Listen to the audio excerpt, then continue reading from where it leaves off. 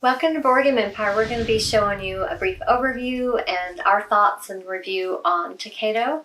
So this is a set collection game where you are trying to gain the most points as you travel the path and gain various cards that will give you different resources or part of a set that you're trying to collect. It goes through each round, I guess you would call it. You have to stop at these ends, so it's basically like 4 rounds that you're playing. At the end of this path, whoever has the most points up here wins the game. So basically you will start out, we played a 2-player game, so you randomly place the travelers here under the end. The person that's in last place is actually the one that will go first, but in a 2-player game, you have to have a neutral third, like, dummy player.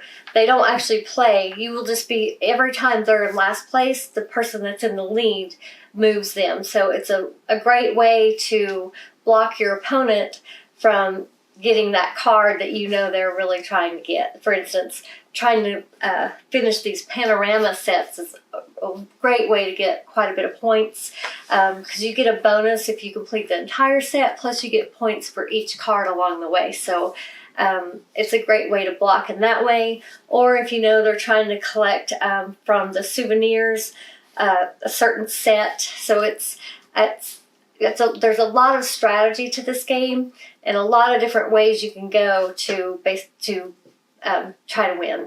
So you start out with you choose your color, your traveler. You get the corresponding little disc here that you'll be putting inside the space of your traveler card you choose. You'll be randomly given 2 of these different travelers. They have different abilities that are explained in the book. They also determine what your starting coins are. So you choose one of them and put the other back in the box. Mine allowed me to, when I arrived at an inn, I got to take I get to take the top meal card from the chosen ones for that time, the number of players plus 1. I get to take the top one. If I want it, I keep it for free. If not, I can purchase, instead, you don't get to do both. Instead, I could purchase one of the other meal cards instead. So it's a great way to save coins that you need to purchase those and gain the points, because each time you get one of these meal cards, it's an instant 6 points no matter how much they cost. However, at the end of the game, the person that's accumulated the cards with the most coins, you add up all the coins on your meal cards, they will receive one of these, don't they receive one of these achievements? Yeah, one of the achievements that's 3 points. Which one is it? It's this one, right? It's this one. Yeah. So you get the 3-point bonus at the end of the game.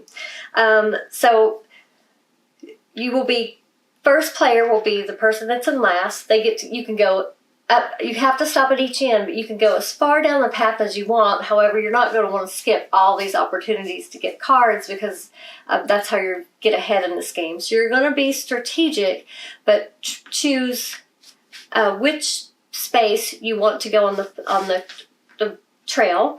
These spaces here that have the little, I don't know if you can see those, but they have they're circled and cut in half. Those are only used in a 4 or 5 player game. So we followed this path right here. So you get to choose any path, and I already explained these is where you draw 3 souvenir cards if you land on this black space right there that matches the color on the card, the picture on the card. You draw 3, you can buy 0 to 3 of them. You don't have to buy them, but you do have to have at least 1 coin to choose that space, because you have to be able to buy at least one of the cards. The next space is the encounter cards.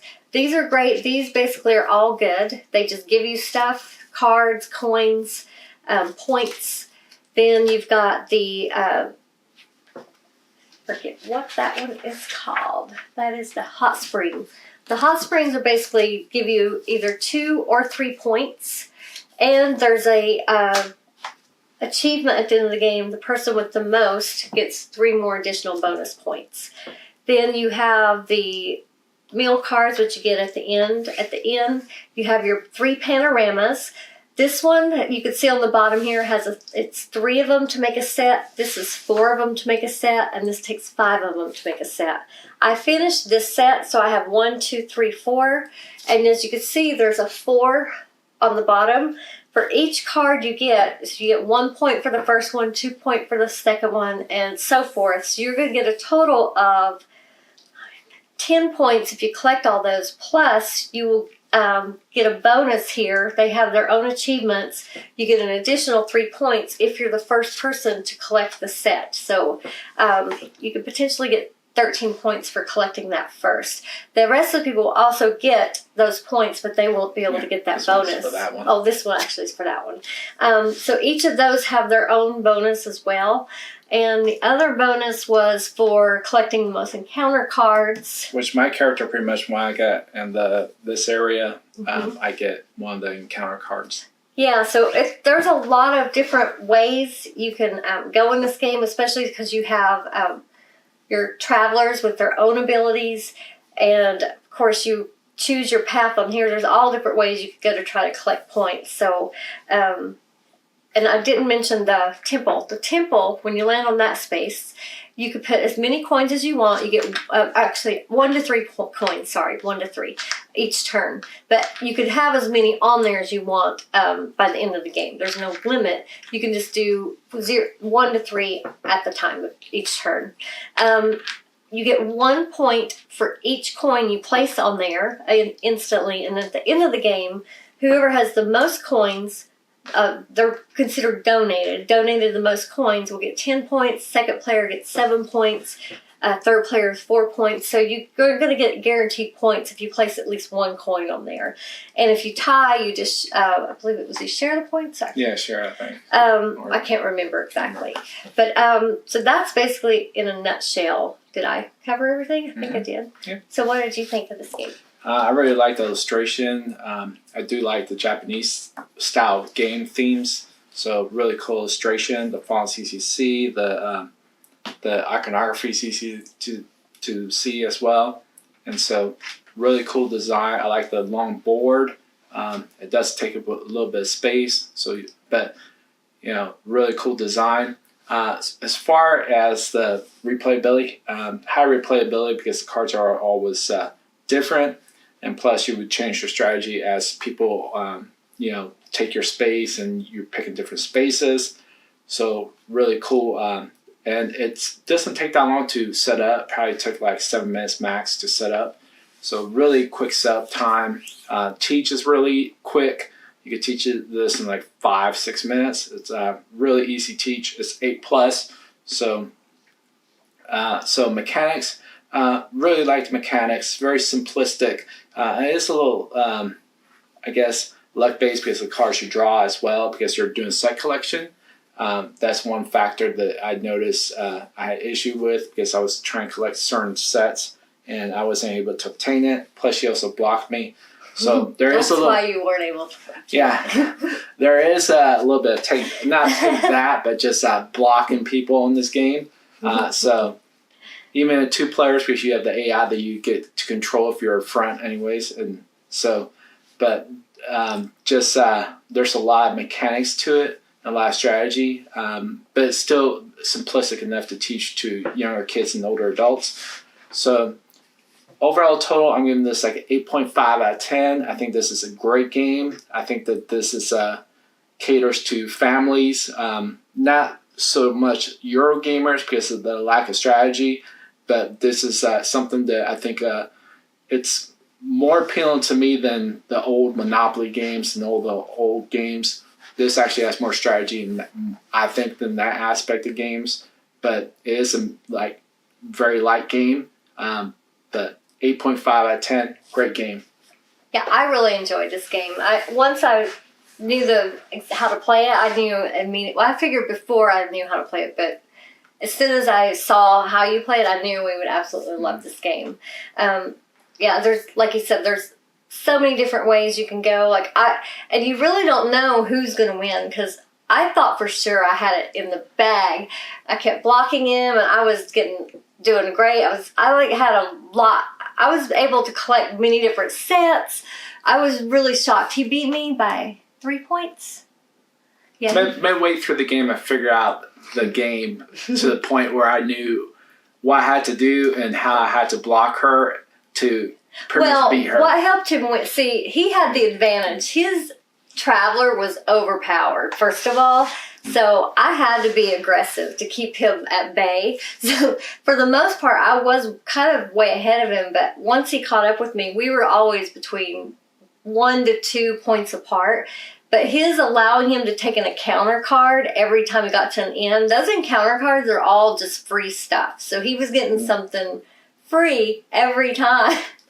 And he kept blocking them for me, so I wasn't getting those very often. So, yeah, that overpowered Traveler. So I had to really be aggressive to just hold, or he would have taken off easily in this game. But I thought for sure I did it. It was so close. Like, he beat me. It was basically 3 points difference, so it was one of those achievements. Yeah. If I had just gotten that instead of him, it would be a different story. But we had a lot of fun playing this game. I will say, on replayability, it does have high replayability in the sense that you do want to play it again, because I definitely will want to play this again. However, there's not many cards in these decks, so if you played this often, it would get to the point where you would kind of get, where it feels too familiar. But if you're like us, we have, a lot of games, so we don't play. There's very few games we play over and over. So for us, this will have high replayability because it's something we'll get out, occasionally, like our other games that we like, and just we'll have a blast because we had, it'd been a few months or maybe even a year or so since we played it. So yeah, I really enjoyed this game. I would give this an 8.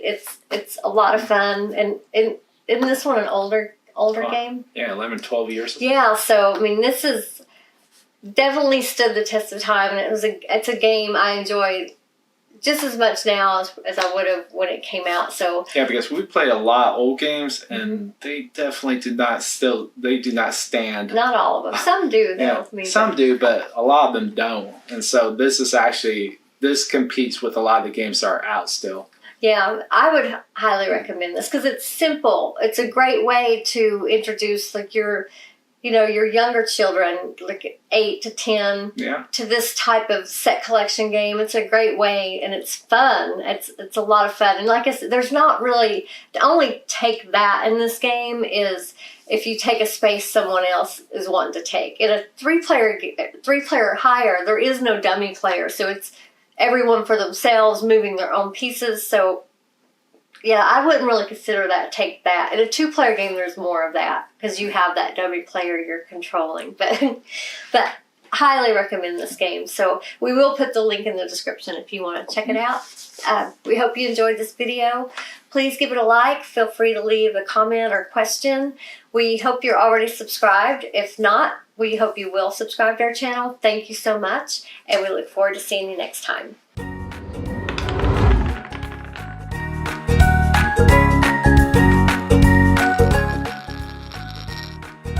Bye.